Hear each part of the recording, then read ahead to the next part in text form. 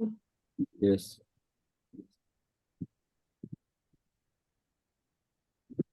हाँ, कल मैंने फिर वो इन्होंने अच्छा भेजा था 148 कर्म प्रकृतियों का, लेकिन उसमें थोड़ा सा वो है, 148 प्रकृतियां जो लिखनी है तो पहले दर्शनावरण लिखना है। क्योंकि लिखते वक्त जो है सो हम घातिया घातिया करके लिखते हैं। दर्शनावर्णीय, ज्ञानावर्णीय, वेदनीय और अंतराय और मोहनीय, उसके बाद आयु, नाम, गोत्र और वेदनीय लिखते हैं। तो लेकिन जब जनरली चर्चा करते हैं तो ज्ञाना, दर्शनावर्णीय, वेदनीय, मोहनीय इस तरह करते हैं, लेकिन घातिया घातिया के रूप से अलग अलग लिखते हैं। क्योंकि ये अगर एक दो बार आप पढ़ लेंगे ना, तो अभी हम 148 प्रकृतियां पढ़ने जा रहे हैं, तो थोड़ा सा एकदम नया नहीं लगेगा, इसलिए है। अच्छा कुसुम लता जी, आपका गंधर का क्लियर हो गया क्या? क्योंकि वो और भी कोई ले रहा था, उन्होंने काफी इंसिस्टिंग कर रहे थे वो उसी पे लेंगे नहीं, मेरा तो। क्लियर है बिल्कुल एकदम, मैं उसी पे करूंगी। अच्छा, अब ठीक है, दो लोग एक ही मेरा पे करिए, क्लियर है, अलग मैं अलग, उसी। अलग अलग तरीके से नहीं, करिए। मैं उसी पे कर। एक्चुअल में मैंने सबका कहने का और समझाने का तरीका अलग होता है, तो कोई प्रॉब्लम नहीं। क्योंकि मेरा भी जब हुआ था भाव पहाड़ एक ने दिया था, पर मैम ने बोला था कि सबका तरीका अलग अलग होता है, तो अलग अलग यस। दीजिए आप एक ही तो टॉपिक मैं, पर। हाँ करूंगी, तो मैं उसी पर, क्योंकि मैंने करा है तैयार, तो मैं वहीं पे करूंगी। हाँ ठीक है, तैयार कर आप लीजिए मेरा नाम अलग उसी में तरीके से। लिखिए। हाँ, उसी में लिखा है मैंने आपका नाम, यस। बट कोई और है, हाँ, उसी में सुनीता जी है लिखिए। कोई और, वो कह रही थी मेरे को भी सर उसी मैं में बी, देना है। हाँ। तो उनको सर बदल मैं दीजिए ना, 20 कभी और मैंने। 25 सूत्र में से देना चाहती हूँ। आप क्या है, 20 और 25? 20, 21, 22, 23, 24, 25 अच्छा सूत्र। ठीक, ठीक है। तब थोड़ा अंतर अंक। इनसे ये थोड़ा सा ज्यादा हो जाएगा, एकदम फिर नहीं, क्लियर मैंने ये समझा। दो लिया है, 22 और ये अपने नहीं 24 मैं व्यावृत्ति और बोल के स्वाध्याय देखी 24, 25।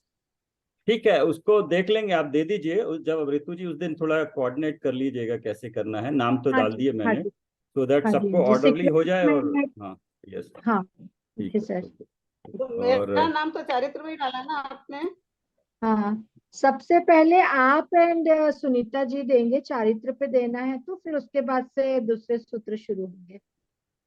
अच्छा, आपने कल एक ये पूछा था ना, शुभ आयु, अभी मेरे भाव कैसे होंगे, शुद्ध शुभ अशुभ भाव होंगे अभी मिथ्यात्व में।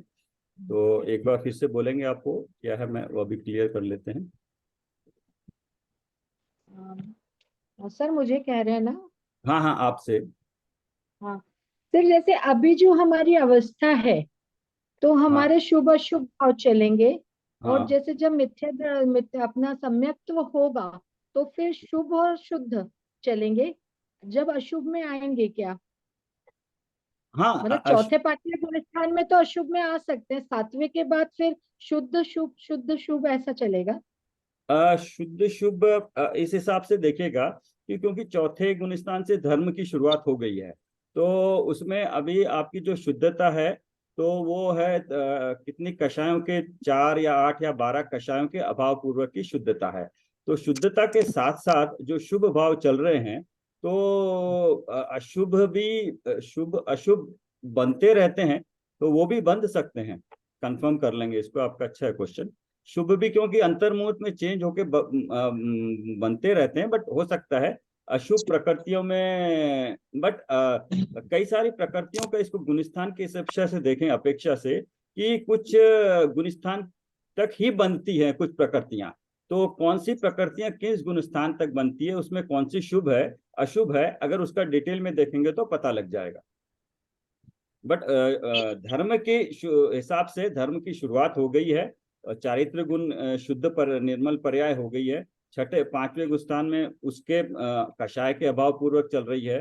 क्योंकि श्रद्धा ये या तो क्षाक्षोमिक होगी, या मिथ्यात्व होगा, या जो है सो औपशमिक होगा, ये तीन तरह ही। तो चौथे से सातवें में है, तो क्षाक्षमिक ही होगी उसकी। तो श्रद्धा के अपेक्षा तो वही है, लेकिन उन कषायों की अपेक्षा से वो शुद्धता बढ़ रही है। बट बाकी तीनों घातिया कर्मों में वो तो शुद्ध पूर्ण शुद्धता आगे ही बढ़ेगी, बट उनके उनकी जो उघाड़ है, उनमें तो अपूर्णता है, तो अपूर्णता कम होती जा रही है ज्ञानावर्णीय दर्शनावर्णीय में, और अवघाड़ और हो रहा है, तो ज्ञान और खिल रहा है, तो उस अपेक्षा से हम कह सकते हैं। बाकी पूर्ण शुद्धता जो है सो श्रेणी चढ़ते वक्त ही होगी, वो अंतर्मुठ के लिए ही, बट एंड उसमें भी सर वही। 7वें के बाद तो शुद्ध दशा ज्यादा आएगी, क्योंकि कषाय मंदतर मंदतम आपने 3 डिग्री बताई थी पीछे तत्वार सूत्र में। नहीं, उसमें जब उपशम श्रेणी मंदतर चढ़ते हैं, मंदत हाँ उपशम श्रेणी जब चढ़ते हैं, तो ओनली संजुलन कषाय पूर्ण के बाद ऊपर जो बाकी की 9 कषाय हैं, वो उनका भी उपशमन होता है, जाके उन्हीं का उपशमन होता है। तो कषाय तो फिर भी हैं, वो पूरी की पूरी जाके 11वें गुण स्थान में जाके उनका उपशमन होता है। तो 10वें गुण स्थान तक सूक्ष्म लोभ भी है, और बाकी 9 कषाएं भी गुण स्थान के अनुसार उनका भी उदय या बंध है। तो उस हिसाब से पूर्ण शुद्धता जो है 11वें या 12वें में होगी ऊपर की तरफ। बाकी यथा योग्य गुण स्थान के अनुसार डिटेल में देखने से पता लगेगा।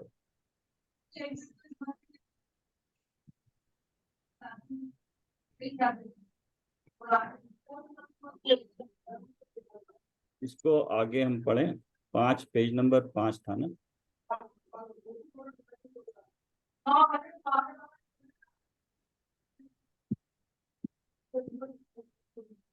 मैं पढ़ूं? हाँ पढ़िए। कल के उसमें किसी को और कोई डाउट है? हाँ, हाँ पुद्गल का विभव परिणामन को एक बार एग्जांपल से एक्सप्लेन कीजिए ना। अच्छा, आपको ये बहुत अच्छा क्वेश्चन है। क्वेश्चन आया क्यों ये बताइए पहले, कैसे आया? बहुत अच्छा नहीं, क्वेश्चन एक्चुअली है। समझ में नहीं आया ना, इसके लिए। अच्छा हाँ ठीक है। तो ये एक्चुअली क्या है, पुद्गल का, वही मैंने सोचा बाद में, पुद्गल का जो परिणमन है, पुद्गल स्वतंत्र रूप से नहीं मिलता है कभी भी। पुद्गल तो स्वतंत्र परमाणु नहीं मिलता है, लेकिन वो परमाणु का अपना अस्तित्व है।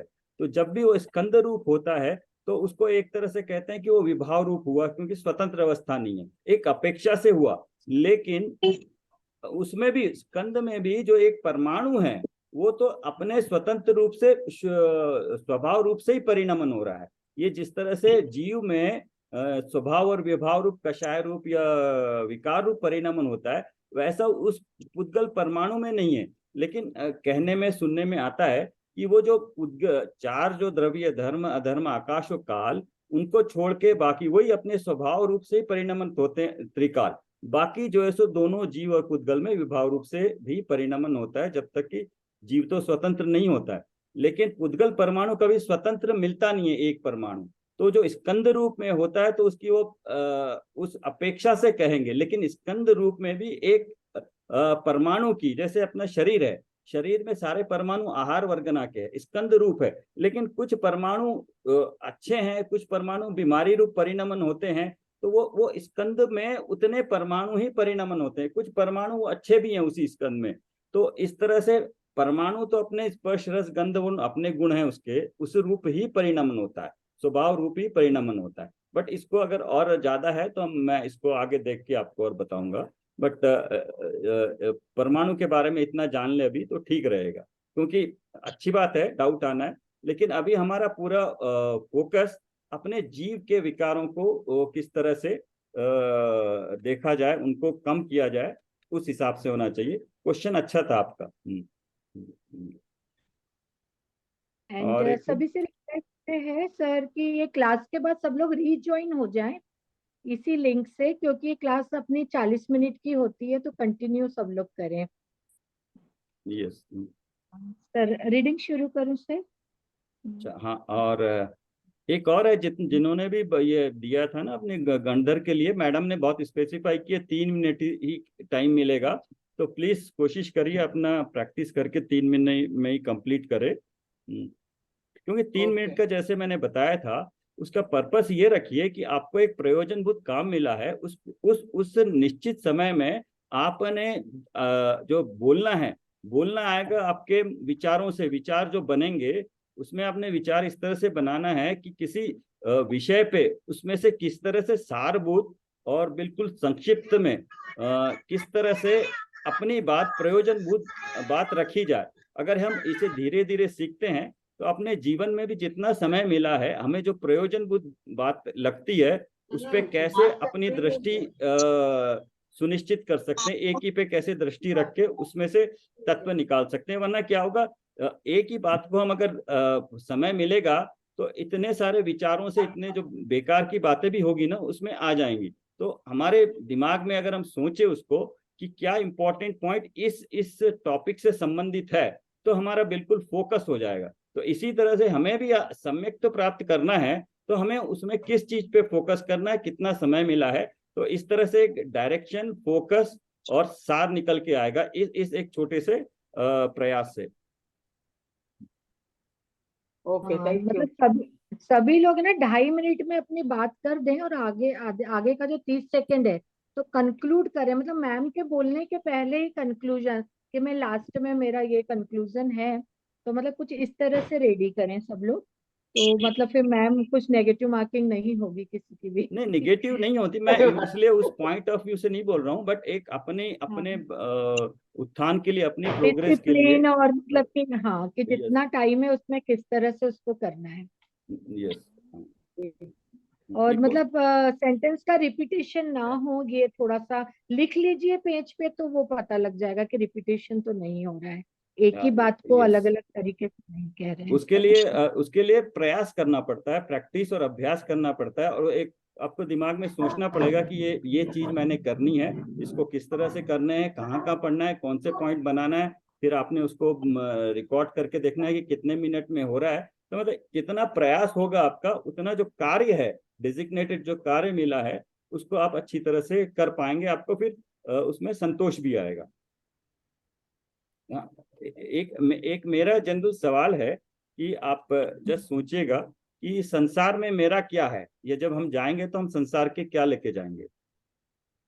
बहुत सिंपल है बट भूल जाते हैं कभी कभी, मेरा क्या है संसार में, और हम जब जाएंगे तो संसार से क्या ले जाएंगे।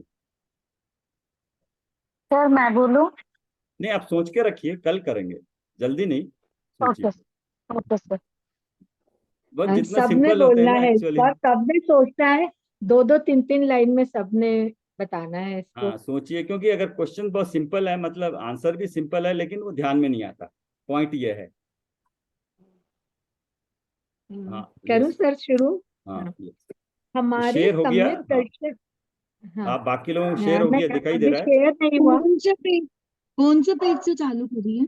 Page number 5, second paragraph. मैं पढ़ूं?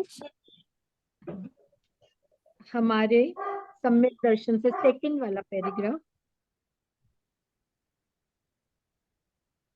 हाँ, पढ़िए। हाँ, हमारे सम्यक दर्शन रूपी कार्य का कारण, केवल ज्ञान रूपी शुद्ध कार्य का कारण तो हमारे अपने द्रव्य में ही विद्यमान है। सायाकालिक स्वाध्याय में नियम सार में भी यही बात चल रही है। तुम्हें पता ही है, आजकल तुम्हारे पिताजी शाम के स्वाध्याय में 1 घंटा प्रवचन सार और 1 घंटा नियम सार पर प्रवचन कर रहे हैं।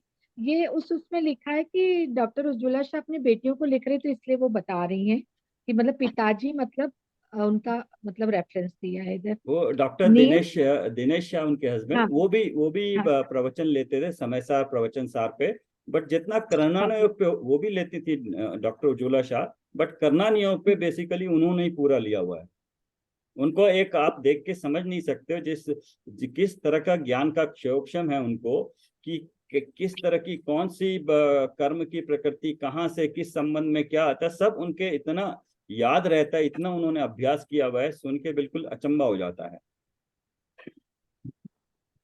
नियम सार में तो बारंबार कहा है कि शुद्ध कार्य स्वभाव पर्याय उत्पन्न होती है, उसका कारण तो द्रव्य में त्रिकाल विद्यमान है। केवल ज्ञान रूपी शुद्ध कार्य, जिसे आचार्यों ने कार्य स्वभाव ज्ञान कहा है, उसका कारण कौन है? क्या ज्ञानावरण कर्म के क्षय से केवल ज्ञान पर्याय उत्पन्न होती है? बिल्कुल नहीं। उसका कारण तो उस जीव द्रव्य में त्रिकाल विद्यमान है, उसे कारण स्वभाव ज्ञान कहा गया है। ज्ञान पर्याय का वह त्रिकाली उपादान कारण है, और केवल ज्ञान रूप से पर्याय में प्रकट होने का सामर्थ्य प्रत्येक समय में अपने में ही वर्तता है। यस, शुद्ध कार्य स्वभाव पर्याय उत्पन्न होती है, ये पर्याय जो शुद्ध होती है, निर्मल होती है, वो किस में से निकलती है ये बताए। तो उसके लिए जो द्रव्य और गुण, वो जो त्रिकाल है, वो त्रिकाल जैसे के वैसे ही रहते हैं, पर्याय उसमें प्रति समय निकलते रहती है।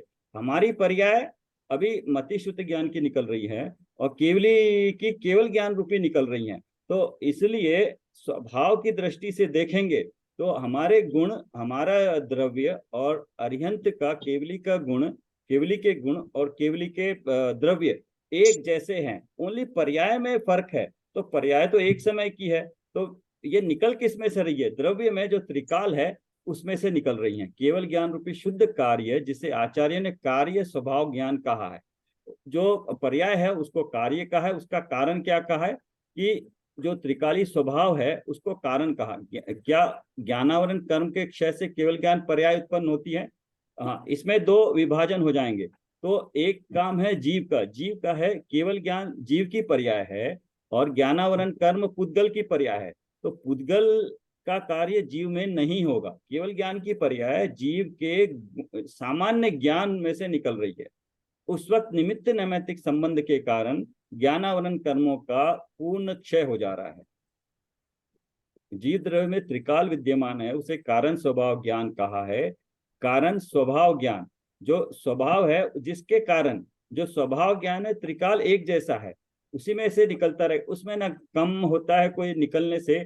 केवल ज्ञान की पर्याय भी प्रति समय निकलती रहेगी, अनंत काल तक निकलती रहेगी, वो ज्ञान जैसे का वैसा रहेगा। और ये ऐसा ही गुण हमारे पास है, ये हमें आना चाहिए। ज्ञान पर्याय का वो त्रिकाली उपादान कारण है, ज्ञान पर्याय का त्रिकाली उपादान कारण है।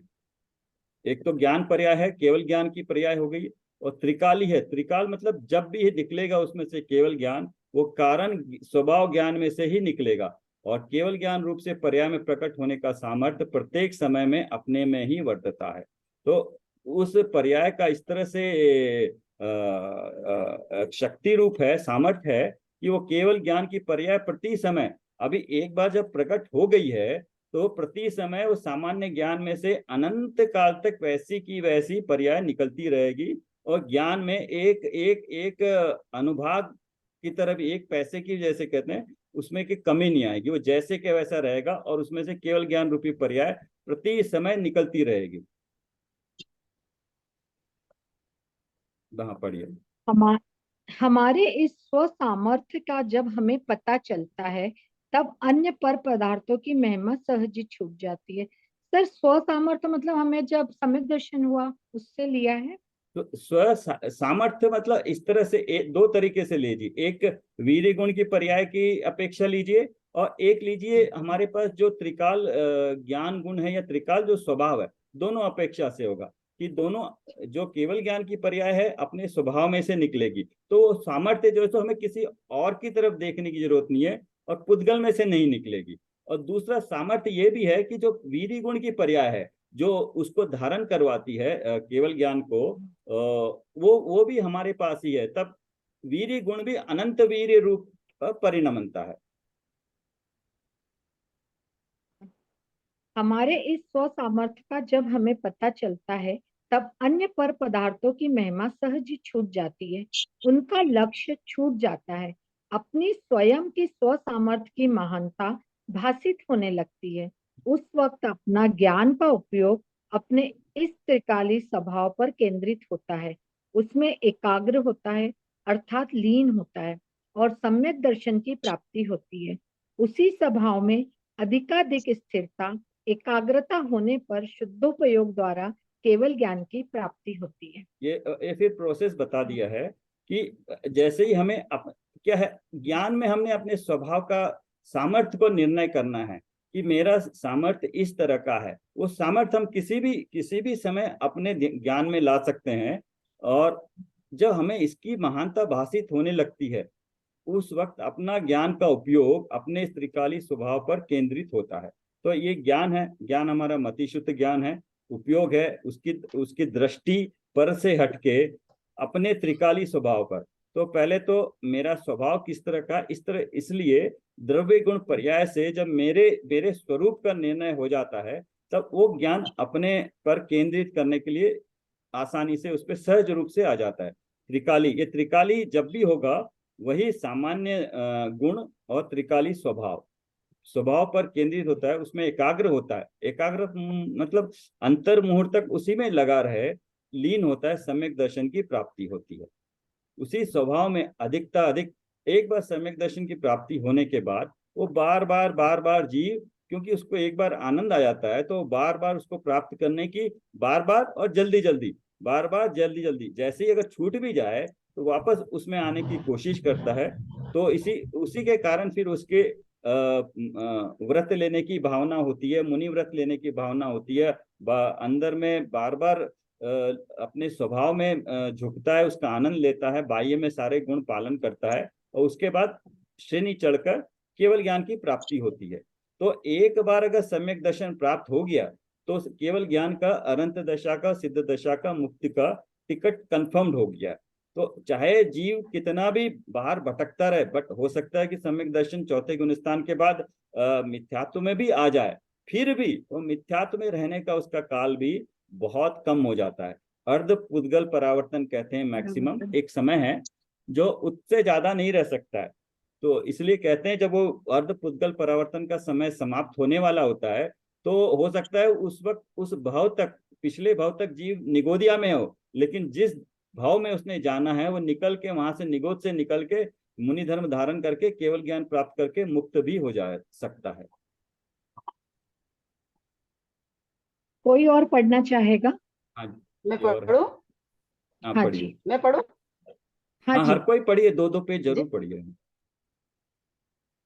जिस समय केवल ज्ञान की उत्पत्ति होती है उसी समय सभी प्रकार के ज्ञानावरण कर्मों का उनकी स्वयं की उपादान की योग्यता से स्वयं ही क्षय होता है। एक ही समय में होने वाली इन दोनों भिन्न द्रव्यों की पर्यायों में निमित्त नैमित्तिक संबंध का ज्ञान करने के लिए शास्त्र में कथन आता है कि ज्ञानावरण कर्म के क्षय से केवल ज्ञान की उत्पत्ति हुई। कर्म का जो जो कथन आएगा वही जीव और कर्म का ऐसा ही निमित्त नैमित्तिक संबंध होता है। इस बात को हमें ख्याल में रखना चाहिए और इसी निर्णय के साथ जीव और कर्म संबंधी कथन का योग्य अर्थ ग्रहण करना चाहिए। निमित्त नैमित्तिक संबंध क्लियर बताया करो। है, निमित्त नैमित्तिक संबंध हाँ, बताया है कि एक एक द्रव्य में एक कार्य होता है, तो उस वक्त कर्म के परिणामों में ऐसी निमित्त नैमित्तिक संबंध है कि उसमें वो कार्य होता है, उस रूप कार्य होता है। इसका मतलब जो जीव में जिस तरह के भाव हो रहे हैं उस तरह के कार्य द्रव्य के कर्म परमाणु में भी होगा। तो एक ये है कि जैसा भाव हो रहा है वैसे उसमें हो रहे हैं, तो उसमें ये गड़बड़ नहीं हो सकती है, भाव कुछ हो रहे हैं और कर्म कुछ और बन रहे हैं, भाव मति शून्य ज्ञान के हो रहे हैं और ज्ञानावरण कर्म का नाश हो रहा है, ऐसे नहीं हो सकता है। वो दोनों में निमित्त नैमित्तिक संबंध, मतलब जैसे भाव वैसा उसमें कर्म का बंध या उदय होगा। तो इसको इसी हिसाब से समझना, जो मैंने शुरू में भी यही बताया था, अपेक्षा यही रखनी चाहिए, कथन इसी हिसाब से आगे कर्मों का नाश किया है, लेकिन यह जीव का पुरुषार्थ चल रहा है। जीव के परिणामों का विवेचन करते हुए उन परिणामों के निमित्त से कौन से कर्म बनते हैं या कौन से कर्मों का बंद होना रुक जाता है आदि कथन शास्त्र में आता है। वहां कर्म प्रकृति की लंबी सूची लिखने का प्रयोजन नहीं होता, परंतु उस समय के जीव के परिणाम दर्शाना ही उसका हेतु है।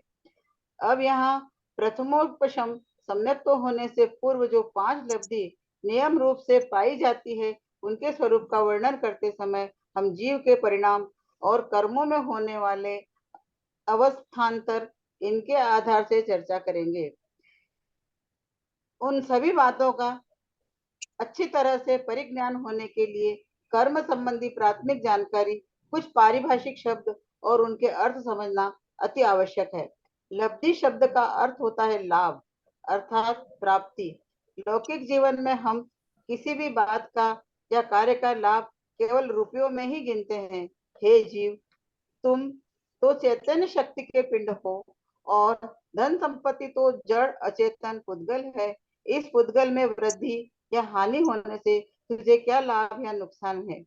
हाँ, अतीन्द्रिय ज्ञान और अतीन्द्रिय सुख प्राप्त होना ही तुम्हारी सच्ची उपलब्धि है, सच्चा लाभ है। यहाँ पर देखिए, जीव का है लब्धि बताया और जीव बताया। जीव का चैतन्य शक्ति का पिंड है, तो इसलिए धन संपत्ति तो जड़ चेतन पुद्गल है, अचेतन पुद्गल है। तो इसलिए जो अगर आपने कल लिखा होगा पर में क्या क्या है, इसको जड़ चेतन पुद्गल के और हमने डिवीजन कर दिए, जिसको हम व्यवहार रूप में सब जानते हैं। तो इसलिए अगर जो पर लिखा है, पर में कितने तरह के पर हैं और क्या क्या अचेतन है और उनका कर्ता कौन है, तो ये पर में पूरा पता लग जाएगा। तो उसके अलावा वो जो बचूंगा फिर वो मैं शक्ति का पिंड हूँ, इस तरह से उसको समझने में आसानी रहेगी। ऐसा परिपूर्ण ज्ञान और आनंद सुख तो मोक्ष प्राप्ति में होता है। मोक्ष का अर्थ है जीव की संपूर्ण शुद्धि और सत्ता में से सर्व कर्मों का संपूर्णतया नाश होना। यह मोक्ष पर्याय संवर और निर्जरा पूर्वक होती है।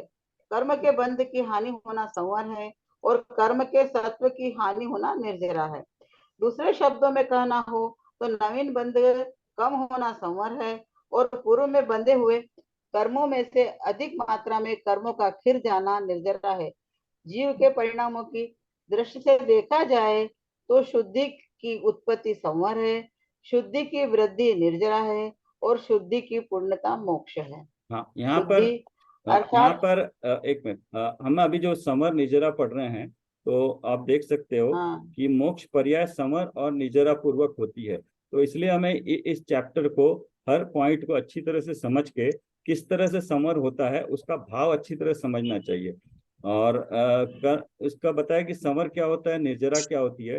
कर्म के बंध की हानि, अगर नए कर्म नहीं बंध रहे हैं, और ये समर होता है सम्यक्त के वक्त ही या उसके बाद, एक बार सम्यक्त होने के बाद जब धर्म शुरू हो जाता है, तो उसके बाद जीव की परिणति में ये मिथ्यात्व होता ही नहीं है, या मिथ्यात्व सम्यक प्रकृति होती है।